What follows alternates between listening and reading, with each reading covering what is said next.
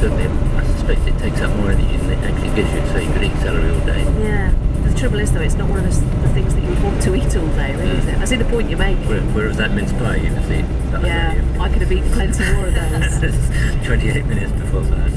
On digital radio, digital TV, mobile and online. This is BBC Radio 5 Live. The 5 Live News, Michael Adebolajo and Michael Adebowale have been found guilty of murdering Fusilier Lee Rigby outside Woolwich Barracks in May.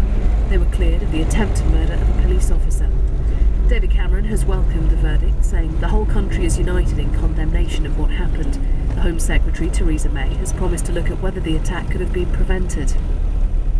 2 Royal Marines acquitted of the murder of an injured insurgent in Afghanistan can be named for the first time today as Corporal Christopher Glyn Watson and Marine Jack Alexander Hammond.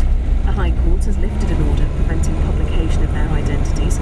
Sergeant Alexander Blackman was convicted last month of murdering the Afghan Helmand Province 2 years ago. An independent inquiry has recommended an overhaul of the way hospital consultants are appointed.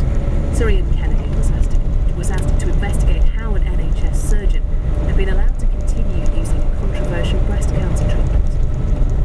And the jury in the trial of 2 sisters accused of defrauding Charles Saatchi and Nigella Lawson has retired to consider its verdicts. Francesca Grillo and her sister Elisabetta both deny the charges. Coming up on 5 Live Drive. More like mother, like daughter. 4 girls from Bristol have been named in the England synchronised swimming squad, just as their mums were in the 80s and the 90s. And as for school food, Julia says, well, tomorrow, a semolina eating contest. She's probably the only one that's going to Yeah, not with that. Semolina is the sort of stuff, once you start eating, you probably can't Fuck's stop. sake. Oh God, it all comes out of my mum.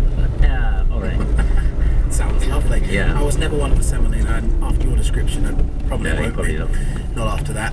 Rangers have re-elected all 5 of its directors at the club's AGM. With more details, our Scotland football reporter, Roddy Forsyth. The Rangers board survived with what was a landslide vote, courtesy of proxy votes from institutional investors. Even Brian Stockbridge, the Director of Finance, who was a particular target for disaffected fans and for the so-called requisitioners, the 4 alternative candidates who put themselves forward for board membership, was able to survive by a margin of almost 2-1. The burning question for Rangers fans now is how a business down to its last £1 million can be reconstructed to regain top-flight football, compete with Celtic and remain profitable. These are issues that are yet to be revealed or perhaps even addressed. Tim Sherwood will remain in charge of Tottenham until told otherwise after talks with Chairman Daniel Levy today. The interim boss will therefore continue in the role for Sunday's